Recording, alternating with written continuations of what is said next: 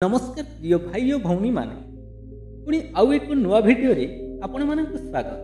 क्रोध ही प्रकृत रे दुखर कारण होता है।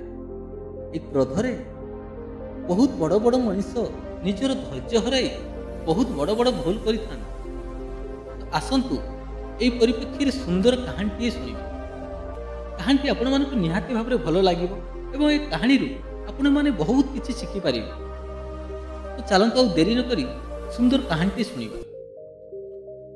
बहुत पुरातन काल रे जड़े विष्णु भक्त राजा थिले। तांकर नाम अम्बरीश। से तांकर राजकार्य सहित प्रत्येक दिन ब्राह्मण दुखी रखी अन्न वस्त्र दान करुथिले।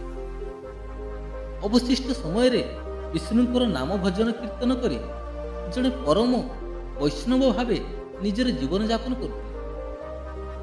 देवता और ब्राह्मण मानंकु संतुष्ट करिबा निमंते और राज्यर हित पाई से प्रत्येक दिन यज्ञर आयोजन करथिले।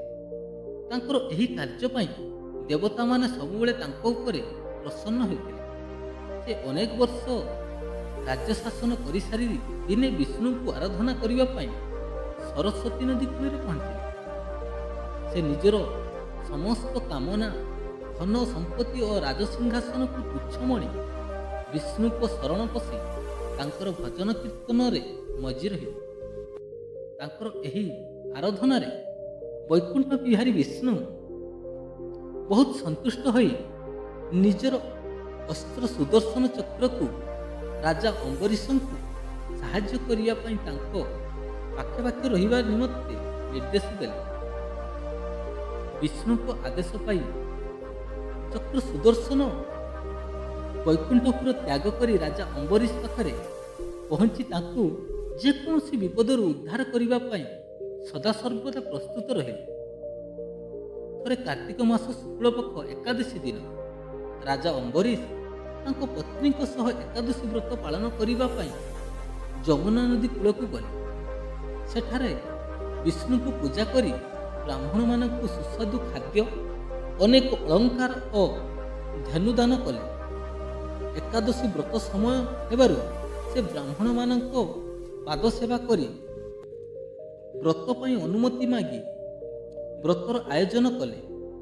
ठीक यही समय ऋषि दुर्वासा सेठारे आसी उपस्थित हेले एवं अम्बरीश दुर्वासा को अतिथि रूप में वरण करी तांकर पाद धूली नहीं तांकु व्रत पाई निवेदन कले।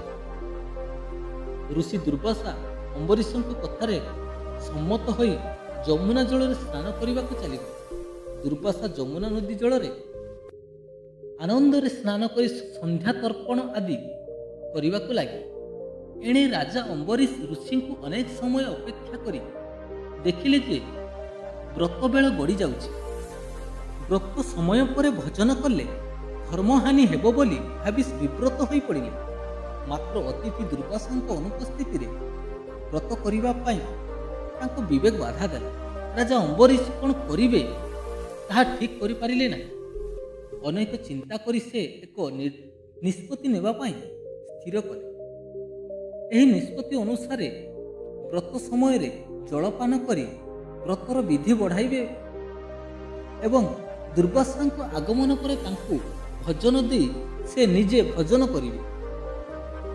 एही निष्पत्ति को कार्यकारी करबा भी ब्राह्मण मानक ठारू अनुमति नहीं पापुली रे अल्प जल मात्र नहीं जलपान करी व्रत विधि को बढ़ाई देले। एणे ऋषि दुर्वासा संध्या परे निजे नित्यकर्म शेष करी अम्बरीश पाखरे उपस्थित हेले। अम्बरीश दुर्वासा को यथा सम्मान प्रदान करी भजन पाई आमंत्रण कले। मात्र ऋषि दुर्वासा जानी पारिले जे तांको अनुपस्थिति रे राजा अम्बरीश जलपान करी व्रत शेष करिछन्ति। एही कथा जानिबा परे ऋषि दुर्वासा क्रोध देखेबा कि अति क्रोधरे अम्बरीश को कहिले तुम अतिथि को अति क्रोधरे अम्बरीश कहिले तू अतिथि को अवमानना करी आगरू व्रत शेष करिछु तेणु मु तो ठारू भजन ग्रहण करिबी नाही। एहा कहि ऋषि निज मस्तकरू एक जटा उपाड़ी ताकू भयंकर राक्षस रे परिणत करी राजा अम्बरीश को ध्वंस करिबा पाई आदेश देले। ऋषि को आदेश पाइबा मात्रे ହାତରେ ଏକ ଜଳନ୍ତା ଖଣ୍ଡା ଧରି ରାଜା ଅମ୍ବରୀଶଙ୍କୁ ଆକ୍ରମଣ କରିବା ପାଇଁ ଉଦ୍ଦେଶ୍ୟ ହେଲା। ଏହି ରାକ୍ଷସର ଗର୍ଜନରେ ଚତୁର୍ଦିଗ ପ୍ରକମ୍ପିତ ହେବାକୁ ଲାଗିଲା। ରାଜା ଅମ୍ବରୀଶ ଏହା ଦେଖି ମନରେ ପ୍ରଭୁ ଭାବଗ୍ରାହୀ ବିଷ୍ଣୁଙ୍କୁ ଚିନ୍ତା କଲେ। ଅମ୍ବରୀଶ ଚିନ୍ତା କରିବା କ୍ଷଣି ତାଙ୍କ ପାଖେ ପାଖେ ଥିବା ଚକ୍ର ସୁଦର୍ଶନ ପ୍ରଚଣ୍ଡ ବେଗରେ ରାକ୍ଷସ ଉପରେ ପଡ଼ି ତାକୁ ଧ୍ୱଂସ କରିଦେଲା।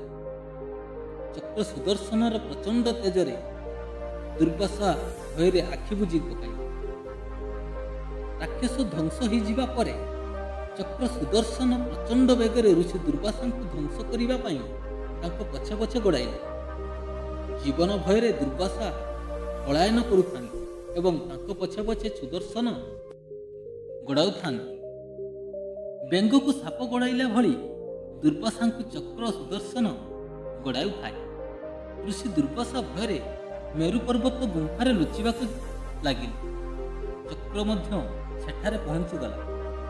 ଚକ୍ରକୁ ଦେଖି ଋଷି ଦୁର୍ବାସା ସମୁଦ୍ର ମଝିରେ ଲୁଚିବା ପାଇଁ ଚେଷ୍ଟା କଲେ, କିନ୍ତୁ ଚକ୍ର ସୁଦର୍ଶନ ସେଠାରେ ମଧ୍ୟ ପହଞ୍ଚିଗଲା।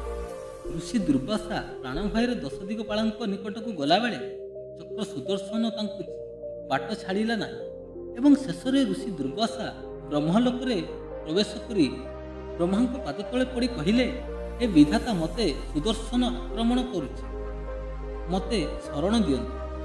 ବ୍ରହ୍ମା ଧ୍ୟାନରେ ସବୁ ଜାଣି କହିଲେ, ଋଷିବର, ତୁମେ ବିଷ୍ଣୁଦ୍ରୋହୀ ହେଇଛ। ବିଷ୍ଣୁଦ୍ରୋହୀଙ୍କୁ ଶରଣ ଦେବାରେ କ୍ଷମତା ମୋର ନାହିଁ। ଏହାପରେ ଋଷି ଦୁର୍ବାସା ବୈକୁଣ୍ଠପୁରରେ ବିଷ୍ଣୁଙ୍କ ନିକଟରେ ଉପସ୍ଥିତ ହୋଇ ସୁଦର୍ଶନ ଦାଉରୁ ରକ୍ଷା ପାଇବା ପାଇଁ ବିଷ୍ଣୁଙ୍କୁ ଅନୁରୋଧ କଲେ। ବିଷ୍ଣୁ ଅଳ୍ପ ହସି ଦୁର୍ବାସାଙ୍କୁ କହିଲେ, ହେ ଋଷିବର, ଚକ୍ର ସୁଦର୍ଶନ ବର୍ତ୍ତମାନ ମୋ ଆୟତ୍ତରେ ନାହିଁ। ତାହା ବର୍ତ୍ତମାନ ମୋର ପରମ ଭକ୍ତ ରାଜା ଅମ୍ବରୀଶଙ୍କ ଆୟତ୍ତରେ। ତୁମେ ମୋର ପରମ ଭକ୍ତ ରାଜା ଅମ୍ବରୀଶଙ୍କ ଠାରେ କ୍ରୋଧ କରିଥିବାରୁ ଚକ୍ର ସୁଦର୍ଶନ ତୁମକୁ ଧ୍ୱଂସ କରିବା ପାଇଁ ତୁମ ପଛେ ପଛେ ଧାଉଁଛି। ତୁମେ ଯଦି ଯାଇ ରାଜା ଅମ୍ବରୀଶଙ୍କ ପାଖରେ ଶରଣ ପଶିବ, ତାହେଲେ ହୁଏତ ଏ ତୁମକୁ କ୍ଷମା କରିଦେଇପାରନ୍ତି। ଚକ୍ର ସୁଦର୍ଶନ ସେମିତି ଋଷି ଦୁର୍ବାସାଙ୍କ ପଛେ ପଛେ ଧାଇଁଥାଏ। ରାଜା ଅମ୍ବରୀଶ ଋଷିଙ୍କ ଏହିଭଳି ଦୁର୍ଦ୍ଦଶା ଦେଖି ନିଜ ଆସନରୁ ଉଠି ଚକ୍ର ସୁଦର୍ଶନକୁ କ୍ଷମା କରିଦେବା ପାଇଁ ଅନୁରୋଧ କଲେ। ରାଜା ଅମ୍ବରୀଶଙ୍କ ଅନୁରୋଧରେ ଚକ୍ର ସୁଦର୍ଶନ ତାର ପ୍ରଚଣ୍ଡ ତେଜ ତ୍ୟାଗ କରି ନିଜ ସ୍ଥାନକୁ ଫେରିଗଲା।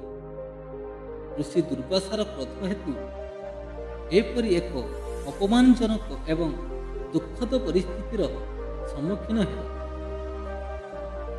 କ୍ରୋଧ ହିଁ ପ୍ରକୃତର ଦୁଃଖର କାରଣ। ତ ବନ୍ଧୁମାନେ, ଏ କାହାଣୀରୁ ଆପଣମାନେ ବହୁତ କିଛି ଶିଖିଥିବେ ବୋଲି ମୋର ଆଶା। ଯଦି ଭିଡ଼ିଓଟି ଭଲ ଲାଗିଥାଏ, ଭିଡ଼ିଓକୁ ଗୋଟେ ଲାଇକ୍ କରିବେ, କମେଣ୍ଟ କରିବେ। ଚ୍ୟାନେଲରେ ନୂଆ ଥିଲେ ଚ୍ୟାନେଲକୁ ସବସ୍କ୍ରାଇବ୍ କରିବାକୁ ଭୁଲିବେନି। ରହୁଛି, ପୁଣି ଦେଖା ହେବ ଆଉ ଏକ ନୂଆ ଭିଡ଼ିଓରେ। ସେଥି ପର୍ଯ୍ୟନ୍ତ ଭଗବାନ ଆପଣମାନଙ୍କୁ ଭଲରେ ରଖନ୍ତୁ, ଖୁସିରେ ରଖନ୍ତୁ। ଜୟ ଜଗନ୍ନାଥ।